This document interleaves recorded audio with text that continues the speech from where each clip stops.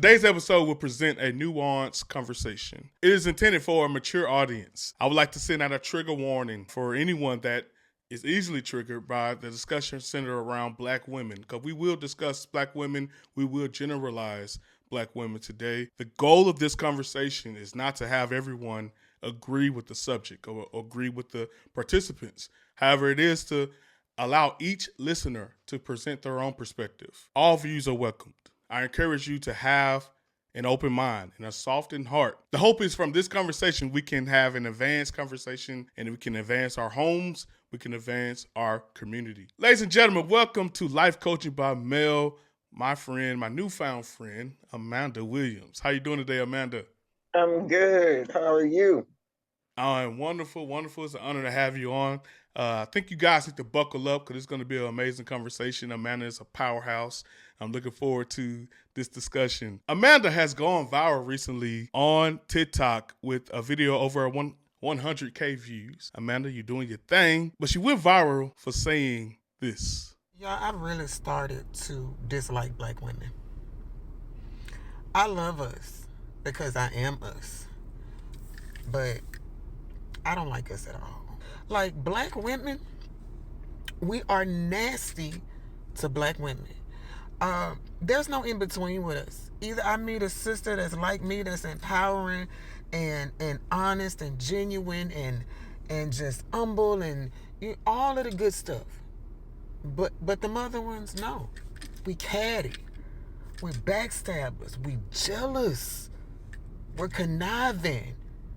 We're vindictive. The worst treatment in the last 10 years of my life has come from black women. Pretty powerful stuff there, Amanda. When I did that, of course, I wasn't expecting that. You know what I mean? That truly wasn't my intent. That was truly how I was feeling in the moments. There were no edits done to that video. I had just seen a sister that was about my age and beautiful.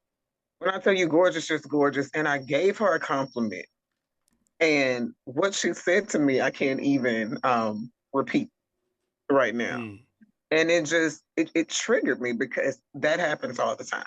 It happens all the time. So there was no intention of going viral or anything like that. I just speak from my heart. And that was something that just at that moment, I just felt like I needed to say, you know? Yeah.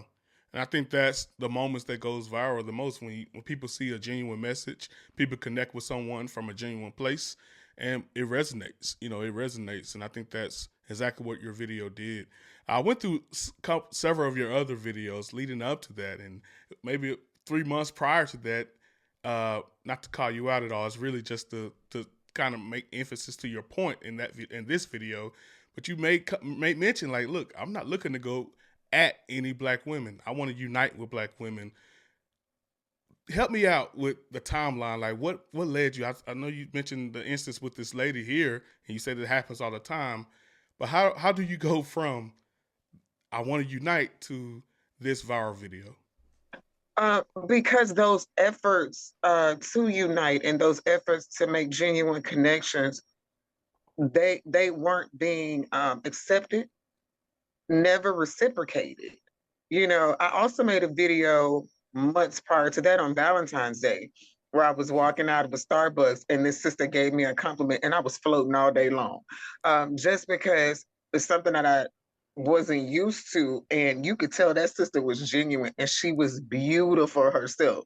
So it's really, really just experiences. I'm a retail manager, so I come into contact with a lot of women, a lot of different races, all kinds. And I've worked in 6, 7 different states. You see what I'm saying? So it's not just, oh, this is my experience here.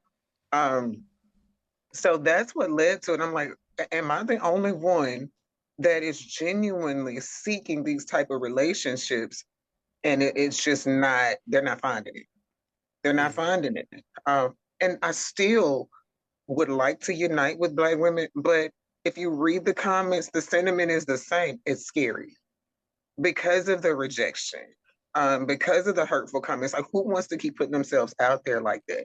Even some of the young ladies said that they would just be walking down the street and insults would be thrown at them. And I know that that's true because that's happened to me.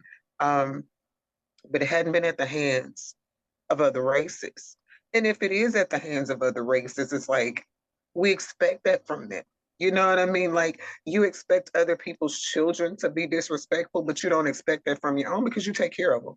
They're family, they're yours.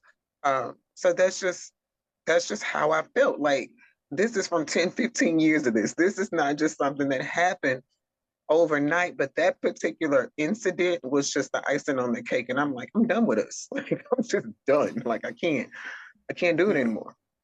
I hear you 100%, and I'm with you. I think that I'm not a black woman, of course, but I definitely hear that sentiment a lot, and it's something that just easily is disqualified. And I look at that word disqualified. Whenever someone is critical of black women, I do information. I mean, I give out content that's critical, not mean or hateful, but it is critical towards black women. And they find a way to disqualify me. Well, you can't say this because you're a man. If a white man or a white person say something, well, you can't say it for your white person. So I'm Right. curious, you mentioned some of those comments. In what ways have they attempted to maybe disqualify your message? Honestly, it was only like one or two. And I have to say that either it's been 1000% support or it's been the exact black woman that I'm talking about. And in the defense of the black women that have, seen the post and responded to it, it hasn't all been negative. The sad part about it is all of the stories are alike. They're the same. What has happened is, they try to throw other races into this. And I'm like, I'm not talking about that. I grew up in the South. I know what racism is. I know how other people feel about us. We all know that. You know what I mean? Yeah. So we expect that behavior from them, but we don't. You just don't expect that. I don't from somebody who looks like me, shares my story, shares my plight, understands what I'm going through, experiencing the same thing, yet you give it. It's just like if you grew up in an abusive household, right? Your parents abused you. When you grow up to be a parent, the last thing that you want to do is make your child experience what you've experienced. But that's what black women do. It's like we experience it, then we go dish it. And that is baffling to me. I say this all the time, and I tell my daughters, they are 15, 13, and 9, but I'm basically talking to my teenagers. I can look at a black woman. We have like this unspoken language. It's body language. It's in our eyes. It's in our demeanor. I can tell what she's been through. I can tell when she's hurt. I can tell when she's sad. I can tell when she's pretending to be happy. Like we just know, and I know that other women can look at me and tell the same thing. So why would I look at a sister and I'm able to see myself in her, but then I'm rude and I'm nasty? It makes no sense to me. Hmm. It makes absolutely Yeah. no sense to me. Let's go.